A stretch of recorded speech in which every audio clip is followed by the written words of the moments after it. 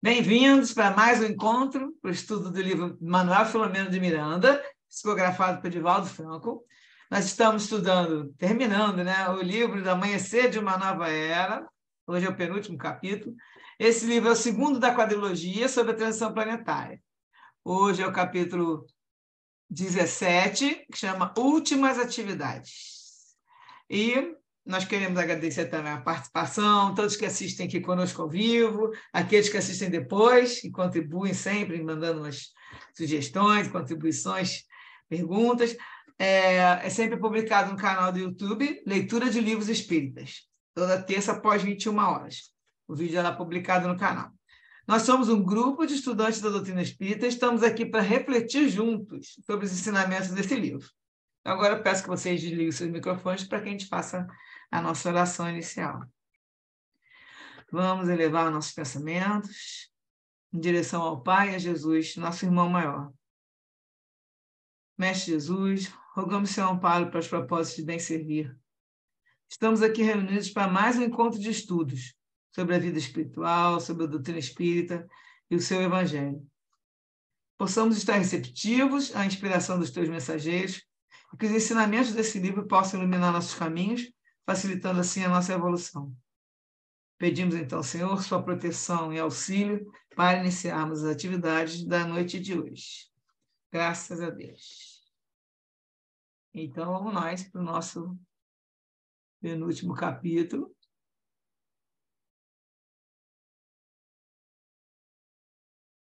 Vou abaixar aqui, Tiago. Estudo capítulo 17, últimas atividades.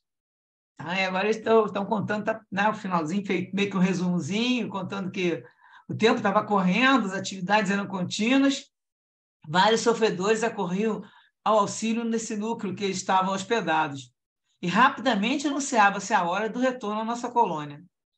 Inúmeros serviços puderam ser executados naqueles dias, com visitas a diversas instituições espíritas que padeceram as injunções perniciosas do astuto perseguidor, que era o Rabino, E algumas delas ainda prosseguiam sob os pinhos do sofrimento, o que certamente demoraria algum tempo de experiências aflitivas para a necessária recuperação. Quando não se ouve e não se segue a diretriz do amor, o sofrimento se apresenta como grande mestre que corrige e orienta, e termina por produzir os resultados benéficos que todos desejamos. O Centro Espírita Amor e Caridade havia se recomposto. O irmão Anacleto despertou para a realidade de seus deveres, voltando a ser o dedicado trabalhador de antes, deixando a lição de que ninguém está isento dos assédios perversos das trevas e das quedas abissais no erro, por desvio da mente, que deve sempre estar vigilante no reto cumprimento dos deveres. Martina havia encontrado o rumo da iluminação interior e cuidava da gestação com ternura e devotamento, sensibilizando-os pela renovação que se imprimia a cada dia. O programa, que dizia respeito aos trabalhadores de Alcione, que mergulhavam na atmosfera terrestre para o sublime labor da transição planetária, tinha continuidade segura, desenhando-se novos cometimentos, cujos frutos já se podiam colher no comportamento social de alguns idealistas, iniciando-se a Era de Paz, que, embora ainda demorasse, já apresentava os sinais de elevação e de harmonia. 2012, Vamos lembrar. Nesse instante, nosso benfeitor falou-nos que desejava visitar um dos lugares mais sombrios da cidade. Então, o Bezerra vai falar. Vivemos no mundo o período da drogadição, sendo que as crianças e os jovens são as vítimas fracas mais prejudicadas, embora a situação alcance todos os níveis de idade e segmentos sociais. Penaliza-nos a situação deplorável dos viciados, que se permitem a enfermidade moral que os destrói de maneira perversa e contínua. Temos visitado esses lugares infelizes, onde as fronteiras do mundo espiritual mesclam-se com as do mundo material, em nefasto intercâmbio de exaustão e loucura. Gostaríamos de visitar a Cracolândia local, conhecidas pelas autoridades e pelas pessoas impotentes para anulá-las. Verdadeiras regiões punitivas na Terra, são redutos de infelicidade e de perversão, demonstrando a inferioridade do nosso querido planeta e as dores superlativas dos espíritos que as buscam. Revistamo-nos de compaixão e do sentimento solidário de caridade, a fim de nos adentrarmos nessa comunidade de desditosos, forrados pelos elevados propósitos do auxílio e da ternura espiritual. Que faria Jesus em nosso lugar, caso aqui estivesse? Oremos, preparando-nos para o labor, logo mais quando esteja presente o maior número de vítimas, porque ainda estava cedo, eles iam aguardar mais à tarde da noite, né? Ante o convite do mentor, reservamos o silêncio e a oração, procurando a sintonia mais adequada com o afável mestre de Nazaré. Às 22 horas, rumamos para o centro da cidade, para uma região sombria de pequena rua localizada entre duas largas avenidas, onde predominavam a imundície e o desespero. Deparamos-nos com um espetáculo confrangedor. Misturavam-se, em terrível luta de território, traficantes encarnados de aspecto feroz e entidades animalescas, irreconhecíveis como seres humanos que eram, embora desencarnados, enquanto nas redondezas, moças e rapazes ofereciam-se ao mercado da prostituição mais vil a fim de adquirirem recursos para o vício destruidor. Algumas crianças engalfinhavam-se em disputas de resto do crack e ficavam nos cachimbos improvisados ou sob as caixas de madeira que serviam de mesas, tombando quase fulminados pelo tóxico avassalador. Esquálidas umas, outras já ebetadas, como sombras infantis, transitavam, revolvendo as latas de lixo, derreadas algumas no solo, sob esteiras imundas ou em invólucros de papelão rasgados, transformados em leite infecto em meio a ratazanas vorazes. Mais terrificante era a paisagem espiritual e as emanações morbíficas que apresentavam os desencarnados, acoplados aos perispíritos daqueles que se transformaram em vítimas e eram usurpados nas energias e nos vapores da droga ultrajante. Em razão do tempo que a região estava sob a injunção destrutiva de vidas, quer dizer, tinha muito tempo que isso acontecia já, tornara-se uma área infernal, com as características mórbidas de outros lugares espirituais fora da Terra, verdadeiros infernos, onde os seres infelizes padeciam as agruras do comportamento inditoso que se haviam permitido. O céu chumbo era de quando em quando clareado por verdadeiros relâmpagos ameaçadores de tempestades voluptuosas. Isso é a parte espiritual, né, que ele está falando, como é que estava a situação naquela área ali do mundo espiritual. Descargas magnéticas destrutivas multiplicavam-se, enquanto o horror predominava em todo lugar. Continuamente, ouviam-se discussões acaloradas entre mulas, os jovens que conduziam a mercadoria, e usuários, por novas cotas ou por pagamentos não feitos em relação a dívidas anteriores, que resultavam em lutas corporais com imensos prejuízos para ambos os litigantes, enquanto espíritos cruéis enriqueciam-se e estimulavam as contendas, que lhes pareciam agradáveis espetáculos de loucura. Uma que outra vez rompiam gritos histéricos, súplicas terríveis no transtorno irreversível que se apresentava em alguns alucinados, ironizados pelos desencarnados zombeteiros que também os exploravam. Não nos cabia, porém, julgar ou analisar o que observávamos, senão compadecermos-nos de todos os sofredores que ali estorcegavam no desespero, facultando-me lágrimas espontâneas que me escorriam pela face. Dr. Bezerra de Menezes reuniu-nos no centro da rua estreita e trevosa e, erguendo a voz, iniciou uma oração. Peraí que eu vou voltar para o texto aqui que eu estava mexendo.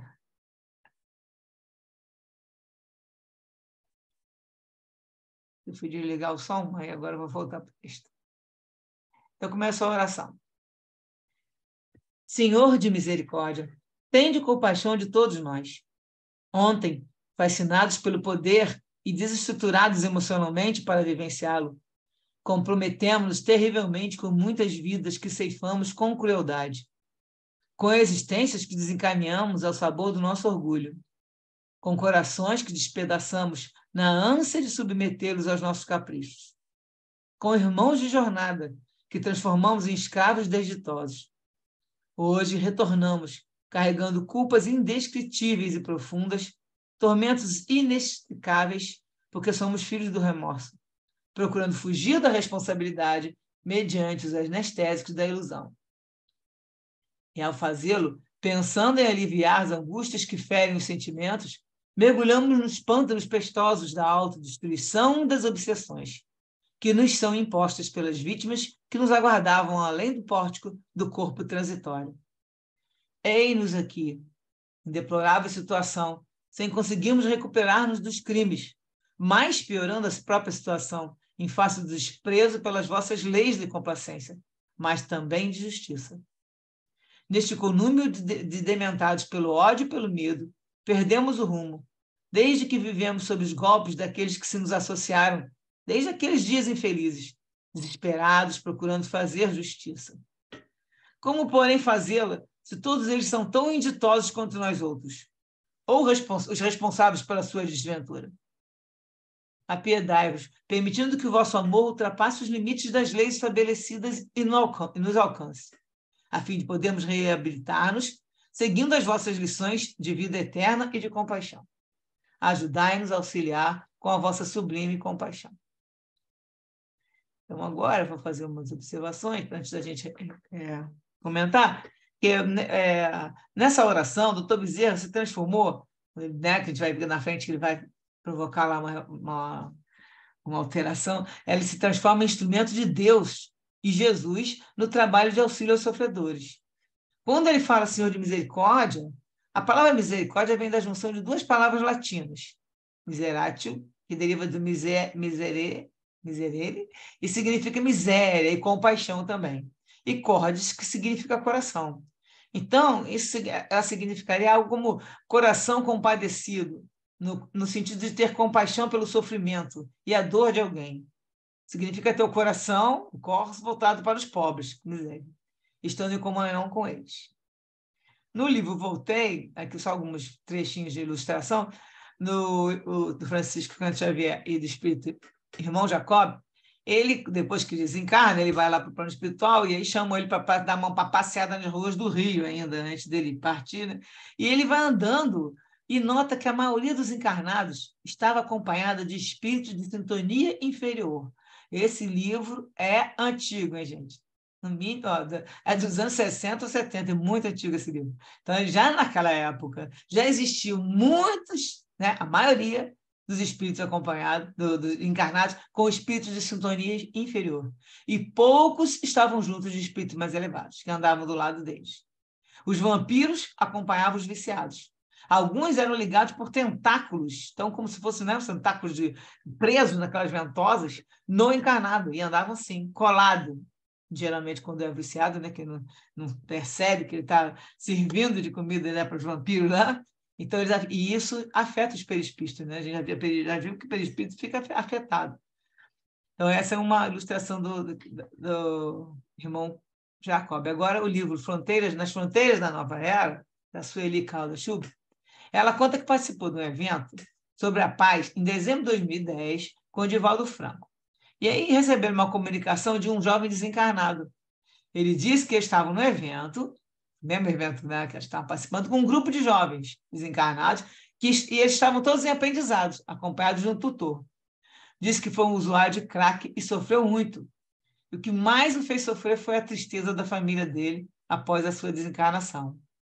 Aí disse que agora ele está num grupo de jovens em recuperação e estão sendo preparados para ajudar outros jovens, porque eles pegam, né, aquele lance da pessoa ter a experiência, né? Então, quando uma pessoa tem experiência, ela pode falar, né? Ela pode conversar com aqueles que passam, que ela já passou por isso também, né? Quando ela consegue sair. Você vê que tem muitos programas, a gente assiste ali que chama Regeneração, TV Mundo Maior, sobre alcoolismo, é todo vício, né?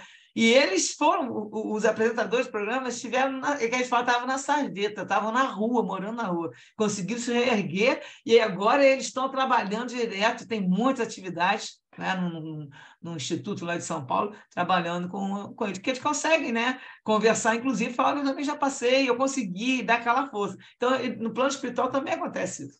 Eles pegam os jovens, qualquer pessoa, não é só os jovens, mas no exemplo dado ali, os jovens que foram viciados, que se recuperaram no plano espiritual, estão cuidando daqueles outros. Então, estou tentando não deixar... Eles fazem... Tem até livro do Luiz Sérgio que fala sobre essa história. Eles fazem a conversa com os jovens para não entrar na droga e tentam ajudar os que já entraram na droga. Então, agora vocês vão comentar alguma coisa sobre esse trechinho aí, porque tem pouco, assim, pouco texto, e aí eu deixei outra metade para a gente comentar depois. O que vocês acharam? Só observando o que você falou dos alcoólicos anônimos, drogados anônimos, né? É muito bonito, realmente, os que apadrinham outros, né? Nessa luta aí. Só lembrando esse detalhe.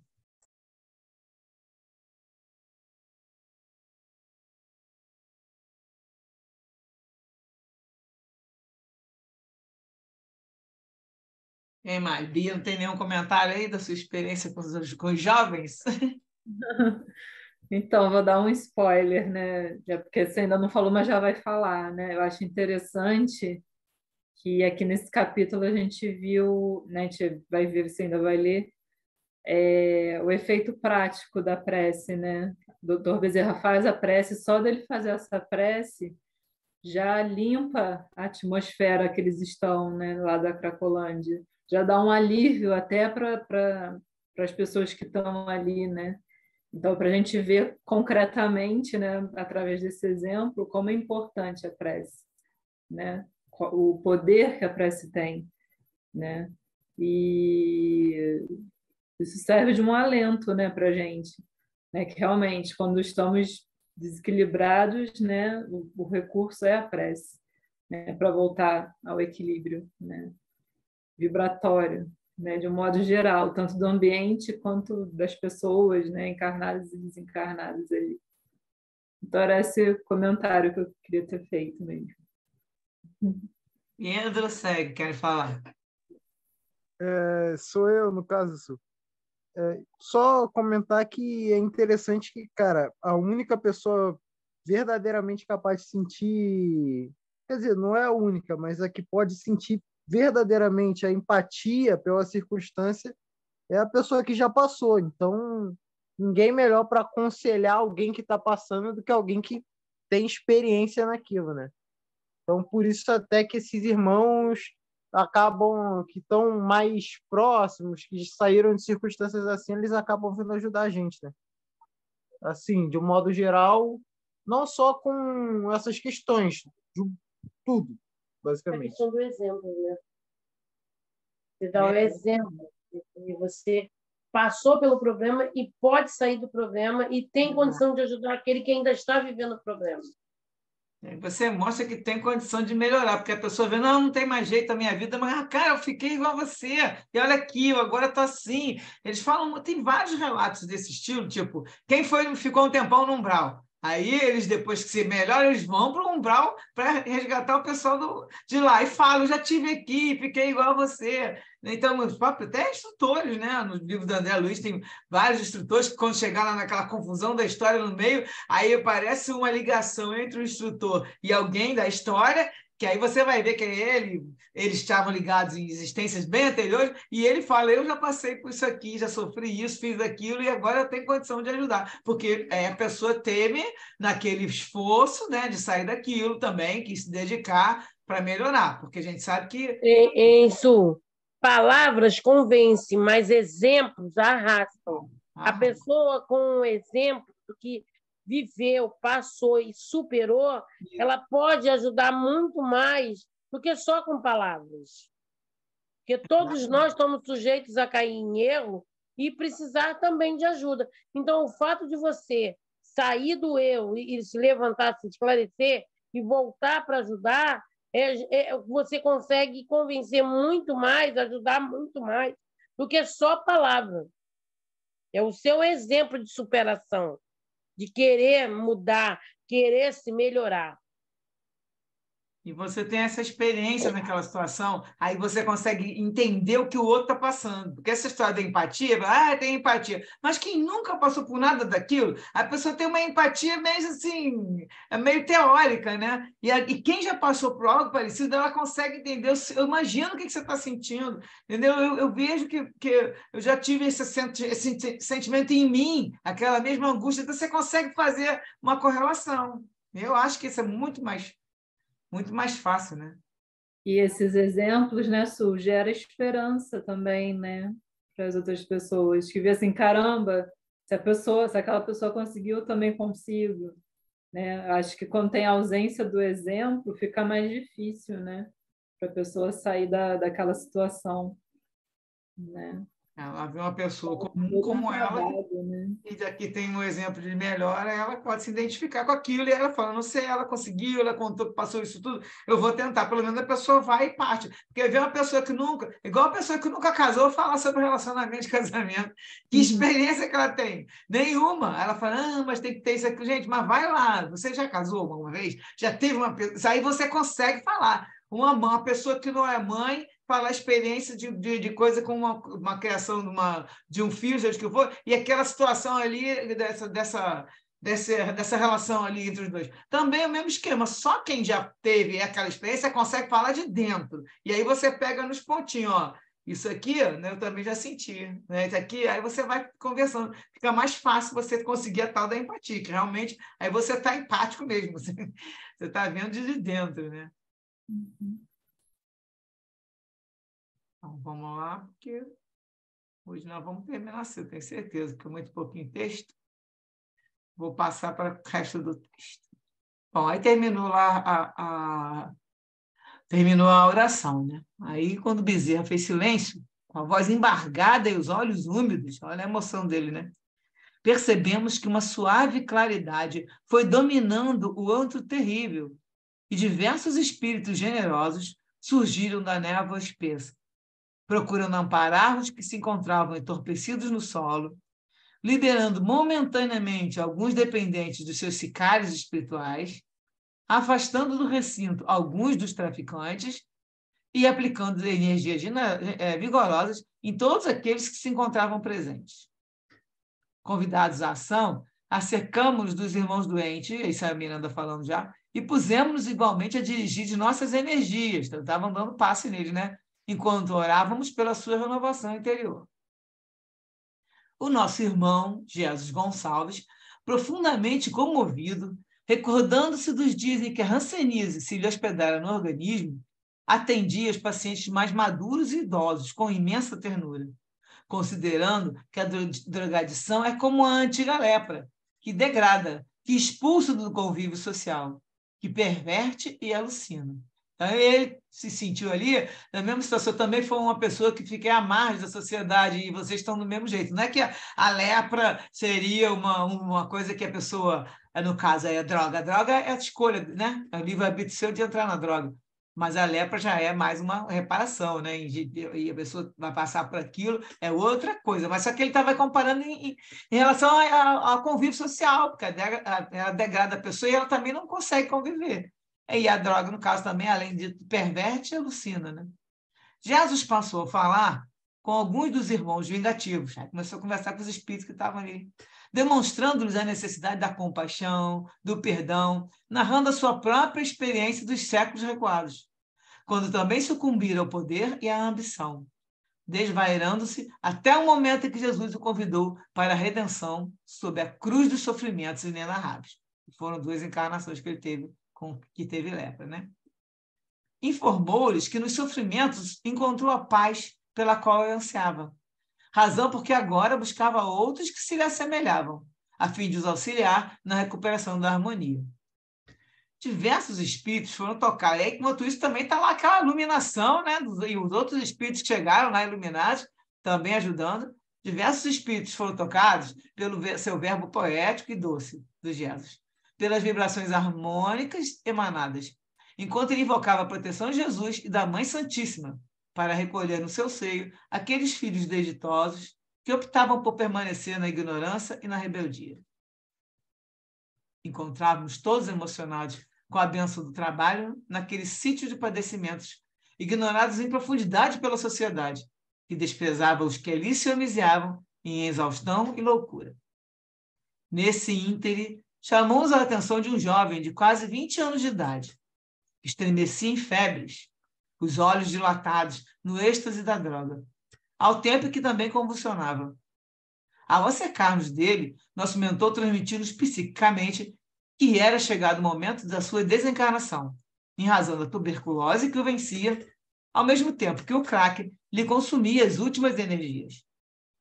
Repentinamente, ele expeliu uma golfada de sangue e, logo depois, entre estertores agônicos indefiníveis, começou a desencarnar, vitimado por terrível hemoptise, da qual se preenchiam alguns espíritos deformados pelo aspecto lupino. Então, estava saindo sangue, e a gente sabe que os espíritos vão lá e ficam aspirando, né, se alimentando daquele sangue, e no caso, estão espíritos até deformados, de forma lupina, e isso eles estavam ali, eles estavam assistindo isso tudinho.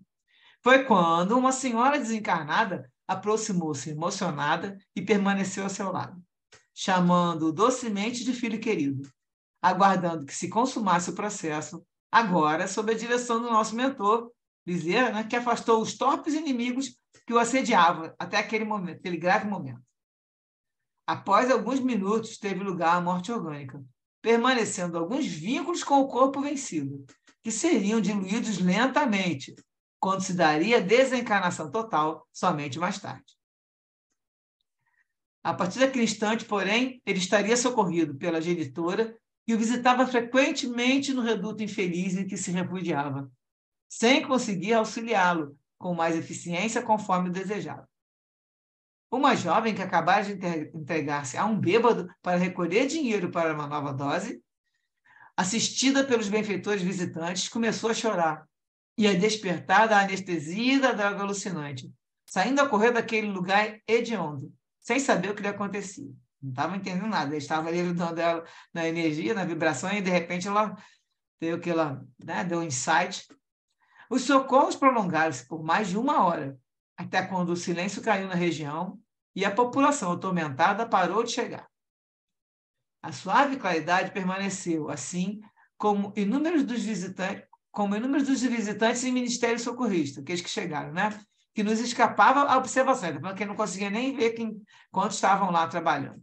E não podendo contribuir de maneira mais segura, Miranda, no caso, falou, deixamos dominar pela oração intercessória, a fim de serem mantidas as condições ambientais melhoradas para todos aqueles irmãos equivocados, que haviam adotado uma solução que mais complicava suas dívidas morais.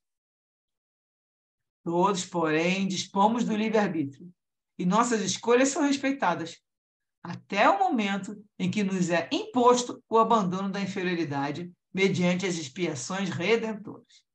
Vai chegar uma hora que a gente vai falar, mano, que a gente consegue ficar lá, né? Que a gente vê que tem séculos, né? Tem 2, 3, 4, 5, 6, 7 séculos lá, dizendo que não vai reencarnar, mas vai chegar uma hora que não tem jeito e eles vão ter que fazer uma expiação, uma redentora que seria uma reencarnação compulsória.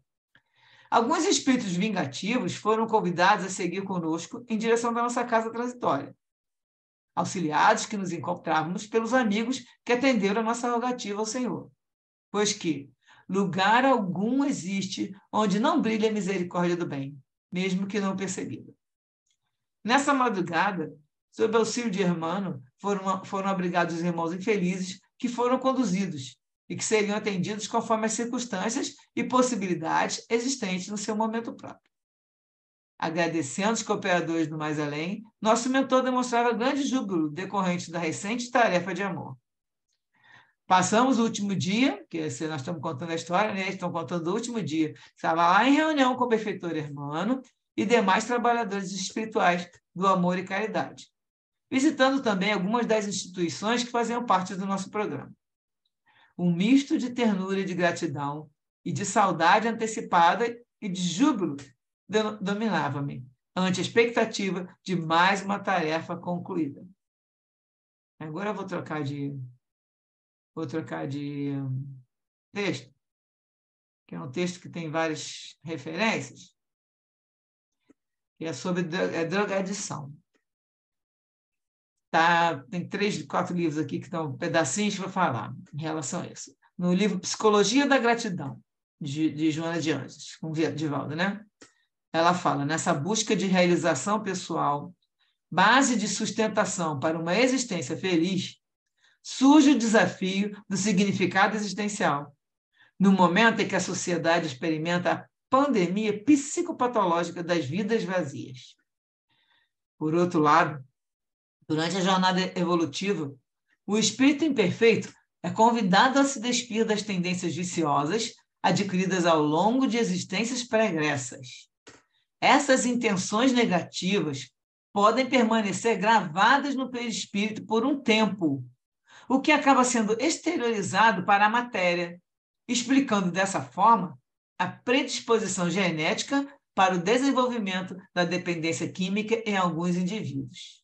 Fica marcado no perispírito e a pessoa vai ter condições depois de... Inclusive, isso vai aparecer, aí que eu te falo que é uma predisposição genética, e a pessoa vai lá e ele vai falar que agora um espírito que teve contato com substâncias químicas em existências anteriores pode, por exemplo, apresentar uma probabilidade maior de desenvolver a doença na reencarnação subsequente. Como é uma história do suicídio também. Quem já suicidou e uma, duas vezes, ele vem na existência com o mesmo... Aquilo ali está guardado, como se fosse o que a gente chama aqui nas chagas morais, porque já está marcado no perispírito. E aí você tem que fazer tudo naquele esforço de se melhorar. E aí a pessoa que vai ter tendência à droga vai tomar cuidado que vão oferecer, aí ela tem que resistir, vai ficar nisso, porque já teve uma... Seja qual for a dependência que aconteceu numa reencarnação anterior. Agora, no livro Fronteiras da Loucura, Miranda também, né, vai comentar essa questão da drogadição. Espiritualmente atrasado, sem as fixações dos valores morais que dão resistência para a luta, o homem moderno não conseguiu conquistar-se a si mesmo. Logrou expressivas vitórias, sem alcançar a paz íntima, padecendo os efeitos dos tetames tecnológicos sem os correspondentes valores de suporte moral. Cresceu na horizontal da inteligência, sem desenvolver a vertical do sentimento elevado.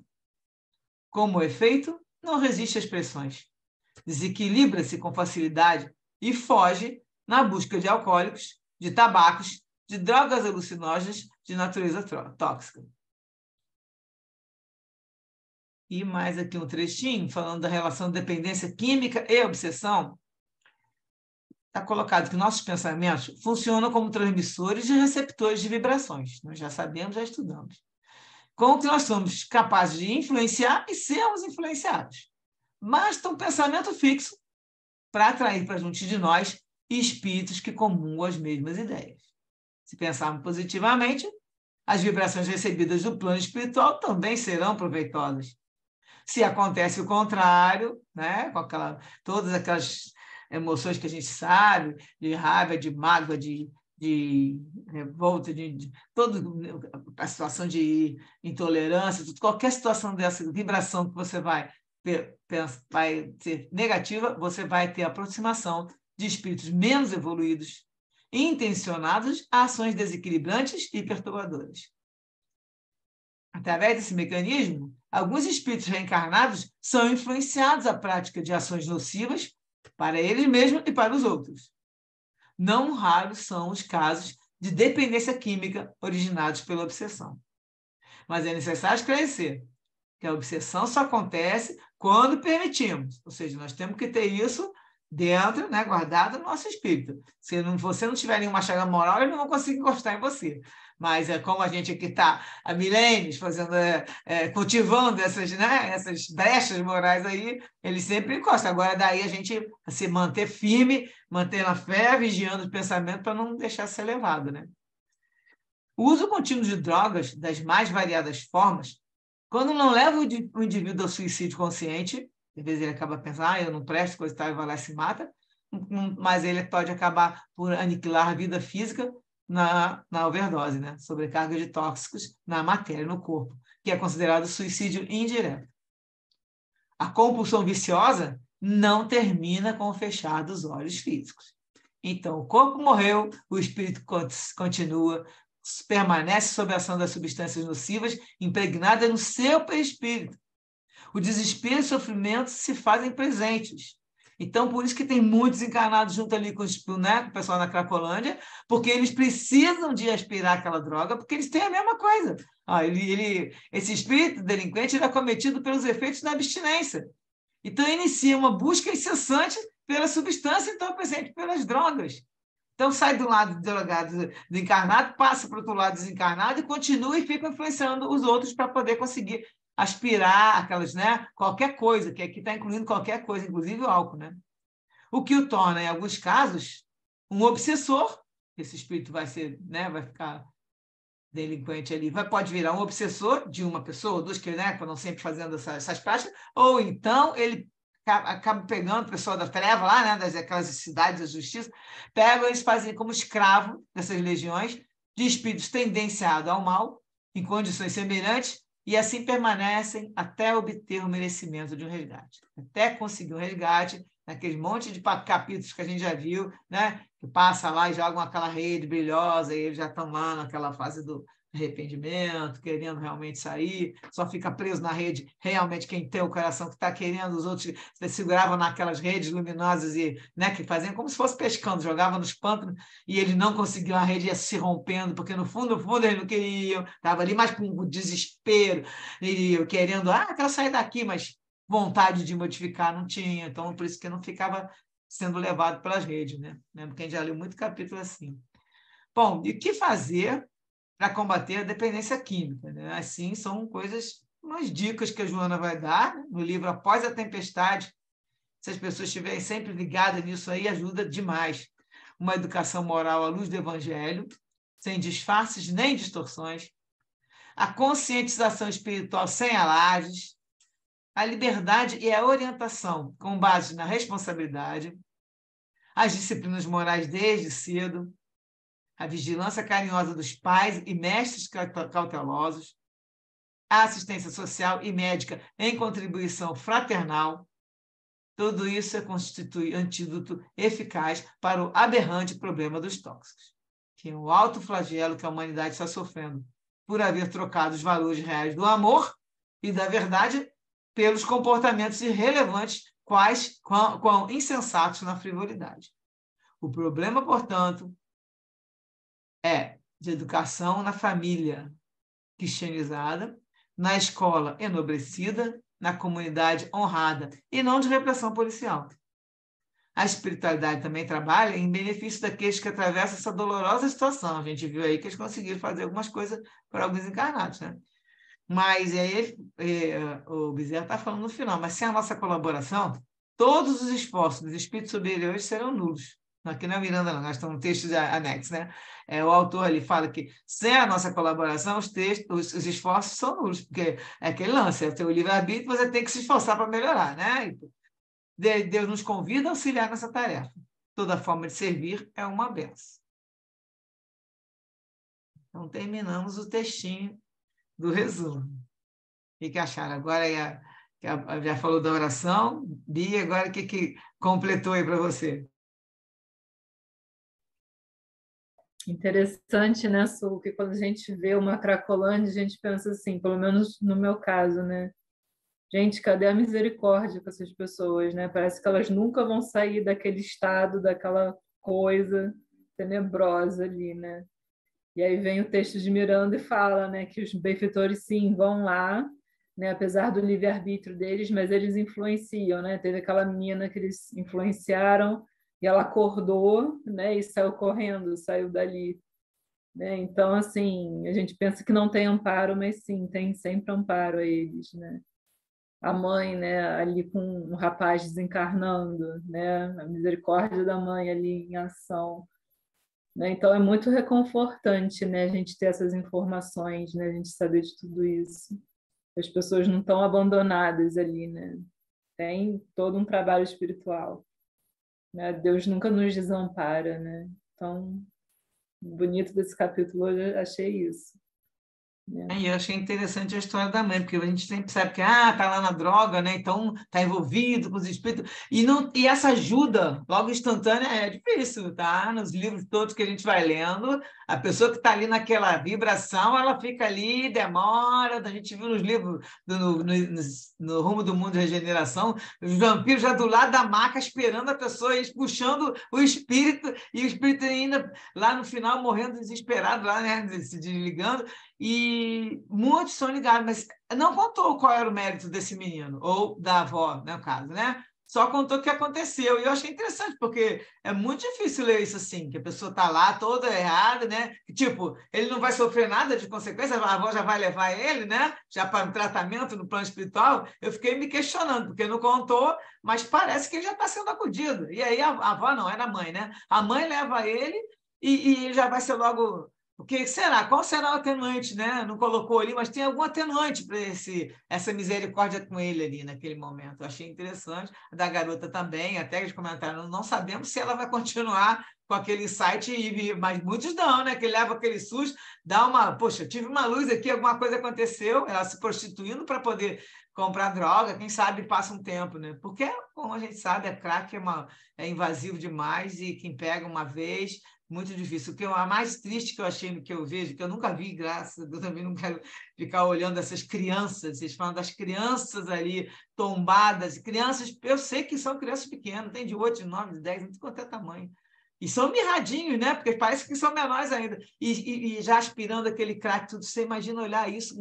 Aí a gente fala assim, será? Cadê os mentores, né? Cadê os anjos da guarda dessas crianças? Mas são aqueles que já estão vindo de novo. E tem lá, eu uma vez até questionei, mas, puxa vida, não tem jeito. Cadê o anjo da guarda? Né? A criança não é sempre protegida? Mas não é bem assim. As crianças também não são criancinhas, já são espíritos milenares com uma carga de vida para trás.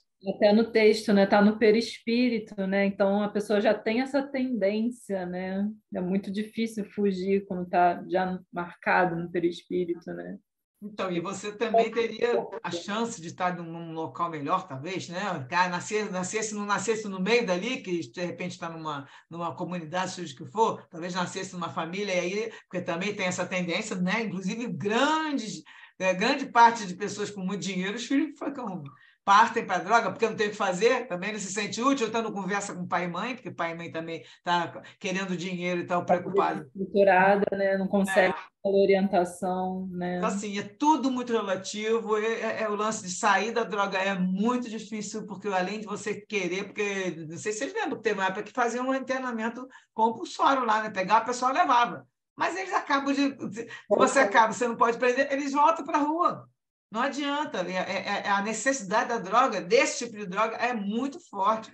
E aí a pessoa tem que realmente ser um esforço hercúleo. Mas também está ali, né? No caso, o corpo, como você falou, está marcado no perispírito, e daí é aquele negócio, misericórdia infinita, e vai levando. Vamos de passo em passo. Se você não dá uma estagnada, que você fica parado no retrogrado, você de passo em passo vai evoluindo, passa na encarnação, vai. Se não tem a maldade no coração, então o menino teve algum mérito, né? Então ele já estava ali com acréscimo de misericórdia para ele.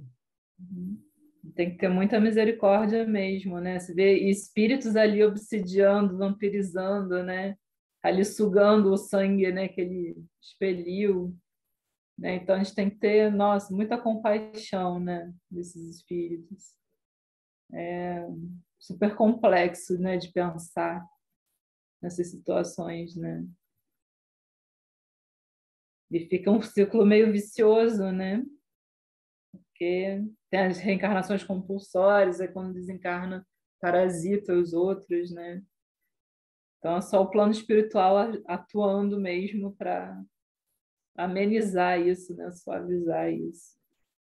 E muitas dessas mulheres, quando estão na rua, né, também já li em algum outro livro, que elas ficam, no caso, não só com a droga, mas também com bebida, coisa e tal, e aí quando ficam vivendo na rua e ficam ali naquela promiscuidade, e os espíritos que estão obsediando eles para pegar a droga, aí que já estão colados, eles que entram para reencarnar. Aí eles falam, aí sempre fala assim, e de acordo com a misericórdia divina, aquele espírito tal, que estava juntinho, porque estava, né, também drogado, acoplado, né? Aí eles são os primeiros a colocar. E já é para tentar ver se a mãe muda de vida, e muitas vezes consegue. Então, tudo é planejado. Nada vai jogar isso aqui agora, pega aquele espírito que está passando ali.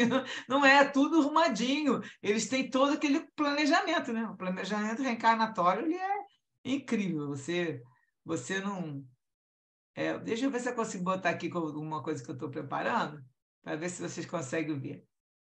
Quem mais vai comentar alguma coisa aí? Deixa eu ver se eu abro um arquivo que eu estou preparando uma palestra e estou com esse negócio da reencarnação. Se eu conseguir...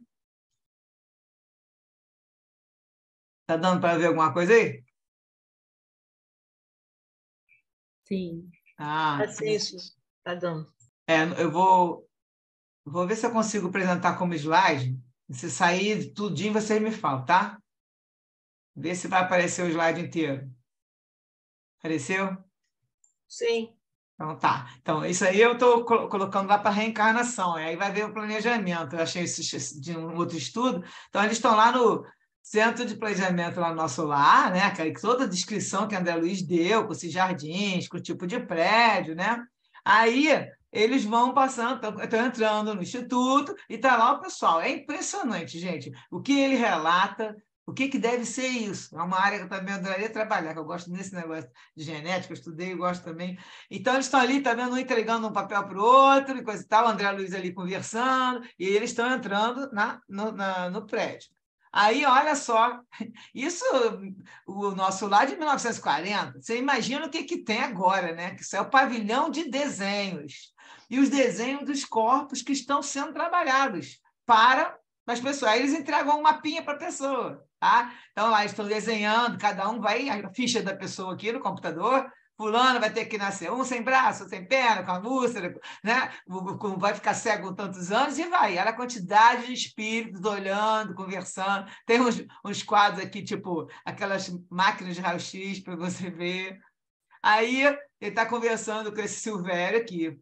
E o Silvério também, eles estão conversando, Manassés é o instrutor, André Luiz, e o Silvério está pedindo, se eu não me engano, ele está pedindo para não ter uma perna, porque em relação a essa reparação que eu tinha que fazer. É porque eu guardei, o texto está em outro arquivo, não vai dar. Mas olha que interessante esses desenhos, né? Agora, aqui é o outro, já é a Anacleta, que também é outra que vai ter que também fazer. Não, a Anacleta era uma mulher que ia cuidar de muitas crianças, que ela era uma dessas de missão. Vai ter uma missão de cuidar dos espíritos que estavam lá perturbados, e aí estavam fazendo um corpo para ela, que ela pudesse ser uma boa mãe, coisa e tal. Aí a Manassés, instrutor, falando com ela. E agora que estou olhando o mapa de um que vai ter que desenvolver uma doença do seu estômago é o fígado. Está mostrando aí. Aí ele está explicando para ele que esse espírito vai ter que acontecer. Isso aí que está mostrando, tá vendo? A úlcera planejada. Então, olha só que coisa. Eles estão planejando, essa úlcera vai aparecer na tal idade, que a gente, não é assim, gente, é assim. Tem muitas doenças que são aquelas de reparação, elas vêm, como o caso de uma cegueira, aí a pessoa, não tinha, aconteceu nada, não fiz nada, mas aconteceu isso, aí aparece câncer, né? Tem uns que a gente provoca, mas tem muitos que já estão programados para você. E o que é aquilo que a gente sempre estuda? Você vai ter uma atenuante e vai ter o agravante. Você está fazendo tanto bem, e está sempre ajudando as pessoas, então você, no caso, você vai ter...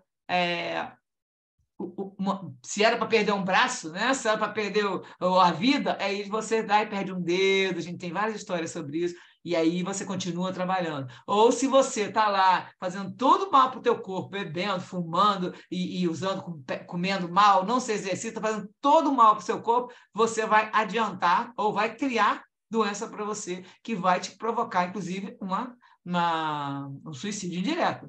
Então, o que acontece? Você também está adiantando. Mas tem as programações. Tem pessoas que, na idade tal, com 40 anos, você vai ter um câncer aqui, com 50 anos, você tem um infarto. Agora, se a pessoa está toda certinha e aparece isso, você já sabe que agora, se você está vivendo de um jeito que você não se cuida, aí não, é você que está provocando. Aí você não pode falar nada, mas tem doença programada assim, muitas. Defeitos, nasceu sem uma perna, nasceu sem um defeito sério, já nascendo, né? Nasce cego, surdo, mudo, todos eles têm resgate. A pessoa está reparando, quer fazer, meu Deus, por que nasceu cego? A gente sabe que tem um negócio para trás, né? Agora, aí, na hora de explicar a justiça divina, se não existir reencarnação, né? Que Deus é esse? É um Deus mau e injusto. Porque como é que nasce uma criança já com microcefalia ou sem, né, totalmente sem condições, né, deficiência mental e tudo, não vai se mexer nem nada? tudo tem reparação, né? E isso todo tem uma causa anterior, se não é de agora, é anterior. Então, a gente tem que estar sempre... Por isso que é bom que a gente entende, né?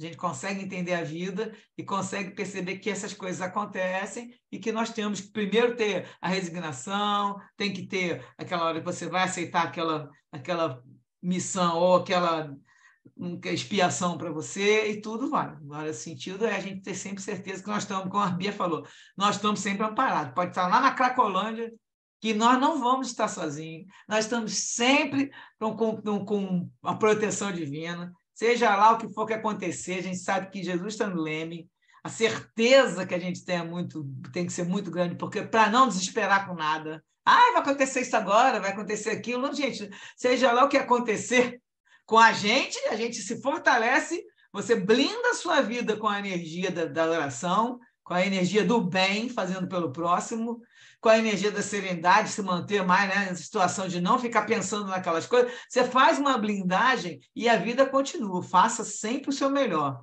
e vai embora.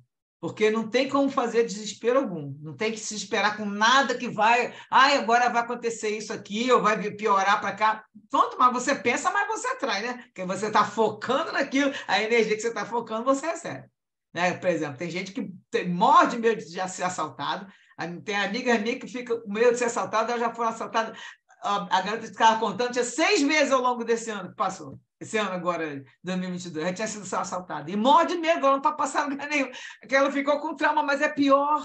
Porque aí você tem que invocar a tua força interna. E tua certeza que está protegido e faz suas orações. Lógico que não tem que sair por aí arriscando andar em locais que não tem... Mas aí qualquer coisa. Passa uma pessoa, olha, ela já está assim... Aí eu falei, o que foi ela? Não, olha, está olhando demais para mim. Eu falei, essa pessoa está olhando, assim, olhando, sem, você vê que nem está olhando, assim, às vezes viu, talvez, um movimento diferente, mas a pessoa está assustada. Então, a vibração é a nossa, a gente sabe disso.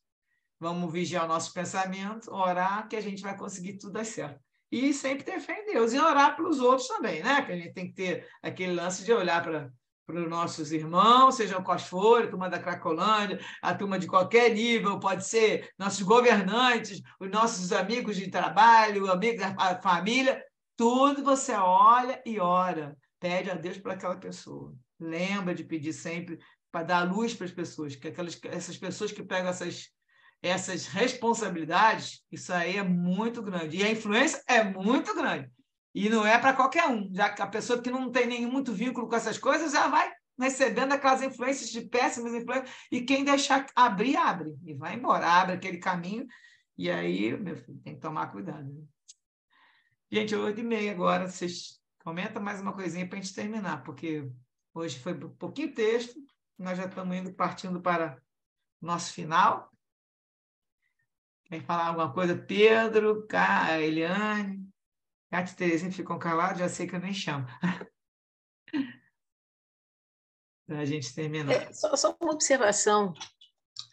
O desafio das mães, pais, familiares dos jovens, das crianças que já vêm, né, com os vícios, né, do passado, que é uma grande missão, inclusive para os pais. Né? A gente vê isso para caramba, o sofrimento. E quer dizer, não basta só você fazer evangelização, você conversar, é um negócio que vai muitas vezes para o resto da vida. Né? Pessoas jovens de 8 anos que vai até 30 e poucos anos na droga e a família sofrendo. Eu vejo isso muito no meu consultório. Né? Então, e a gente fica pensando do ponto de vista espiritual, que é um desafio para os dois, é uma coisa fortíssima. Né? E é interessante que quando a gente vê também alguns jovens assim que são presos, como existe uma evangelização dentro dos presídios e que ajuda muito, né? É bem interessante. E eu tenho depoimento essa semana de uma avó que disse: eu sei que o meu neto está melhor lá dentro agora, né? Não porque ele não está com droga, que de repente ele até tem uma forma de obter, mas porque ele também está sendo conduzido por evangélicos, por pessoas que rezam, que também tem uma mensagem moral bem interessante. Então, é uma eterna luta, você vê isso o tempo inteiro. Né? E é isso, só uma observação observação que, na realidade, é isso mesmo, né? É uma coisa que vem do passado e que você tem que resgatar como família que não faz, que não tem nada com drogas, mas tem um familiar, né? Do coração muito atormentado. É só isso. E a gente vai lá e dá força, enfim. Né? Aí, Pedro, vai falar? Só comentar sobre isso que você falou, Su, de que a gente tem que ter força de vontade, vigiar, sabe? Assim, pessoalmente, uma coisa que deu certo para mim, pro caso de não me desesperar, é confiar que Jesus não desistiu. Se Jesus não desistiu de nenhum de nós, quem somos nós para desistir? Então, primeiro de tudo, confiar e seguir com força de vontade. É muito complicado, a gente tropeça muito aí por essa vida e a gente sempre seguir, sem reclamar, porque quanto mais você reclama, pior fica a dor. É aquela história daquela dorzinha, é uma pontada. Quando você reclama, parece que te atravessaram no meio. E agradecer a Deus acima de tudo também. Exato. Bia, fala aí. Então, a fala da Eliane, né, me fez refletir sobre a questão familiar, né, que muitas vezes destrói uma família inteira, né, que às vezes o viciado rouba dentro de casa, bate na mãe, enfim. Então, a família inteira sofre, né, então também é uma prova para a família, né, e é impressionante a gente parar para pensar nisso, né, como acarreta todo um sistema, né, essa questão da droga. Então, é muito complicado, né? E no texto fala, né, como o espírito se sentia mal porque a família estava muito triste, né, com a partida dele. Então você vê, ainda continua no plano espiritual, né, do sentimento. Né, como a gente sabe, todos, né, a pessoa continua do mesmo jeito que ela era, né?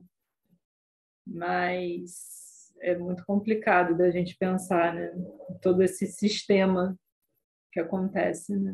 A partir de um problema, né? De uma individualidade, né? É isso que eu lembrei, assim, essa reflexão.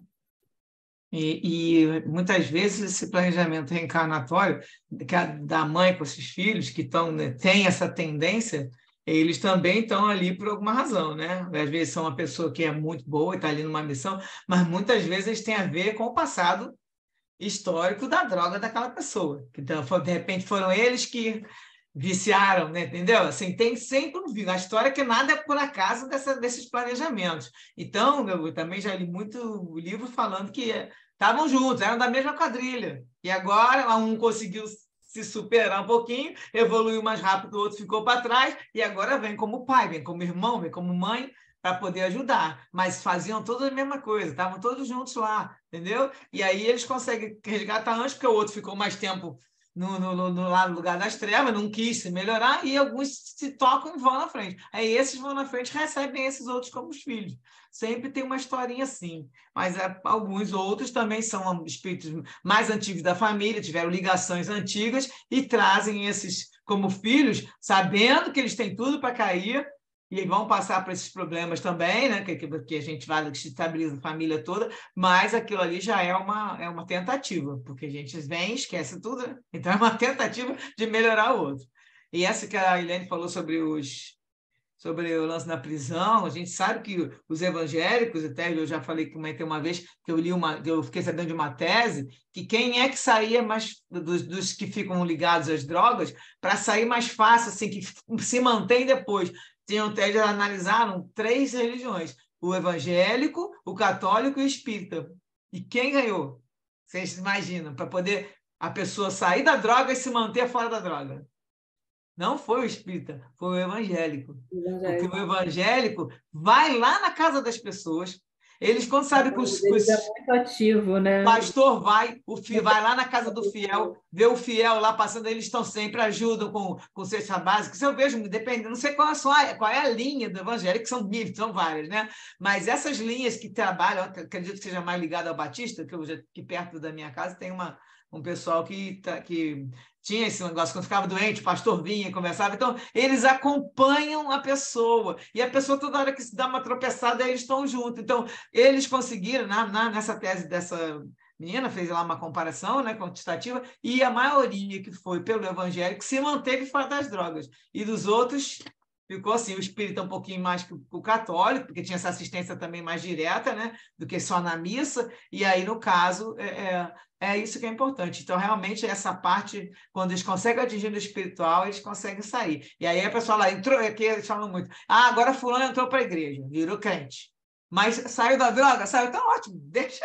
É ótimo que seja do jeito que for, né? A pessoa sair da droga, sair daquela vida que ela estava, que não conseguia mais trabalho nem nada, e deixa virar crente, e graças a Deus, Jesus, né, que eles também estão sempre pedindo a Jesus, que ele consiga se manter no caminho, se identificou com aquilo, que se mantenha.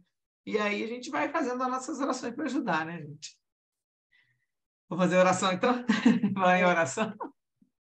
E até na questão da miséria, né? Os evangélicos eles são muito ativos, né? Que às vezes eles dão até oportunidade de trabalho, que às vezes a pessoa quer um emprego, só que eu não consigo. Eles conseguem indicar a pessoa, vão fazendo isso. Ele vira aquele grupo, aquela rede de apoio, né? Que eles fazem, aquela rede de apoio que a pessoa tem suporte em um, suporte no outro. Se não tem a família do pastor, vai ajudar, os próprios amigos da própria igreja ajudam.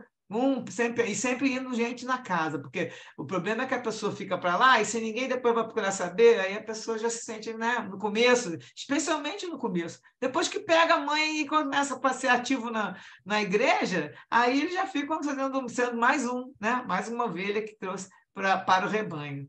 Uhum. Isso aqui é muito bom. Vamos lá, então. Então, vamos, gente. É 25 para as 9, né? Vamos elevar nossos pensamentos. E vamos agradecer por mais um encontro que a gente teve aqui de estudo, de reflexão sobre a doutrina, sobre o evangelho, sobre o mundo espiritual, né? Agradecemos a proteção dos nossos amigos espirituais e a inspiração dos mensageiros do Mestre Jesus, que nós possamos colocar em prática na nossa vida diária esses ensinamentos que nós recebemos e assim a gente possa fazer mudanças necessárias para a nossa evolução, agindo com mais amor, caridade, auxiliando, sendo útil, né? Auxiliando o próximo sempre.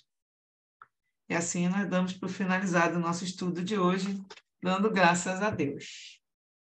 Então, a semana que vem é o último capítulo, é o capítulo 18, e a gente fecha esse livro. Eu já estou com o PDF do outro, vou colocar no grupo, então, dá para vocês já irem vendo, né? E quem quiser já ir dando uma olhada, que é o último que a gente vai estudar dessa coleção. E semana que vem vai ser o dia 9, né? Dia 9, nós estamos terminando. Aí vamos ter um feriadozinho de férias e dia 22 nós estamos de volta. Tá bom? Então vamos agradecer a Deus e boa noite para vocês todos. Boa noite. Tchau, tchau, boa noite. Boa noite, foi um prazer. Boa noite, obrigada. Boa noite. Ah, Tchau. tchau.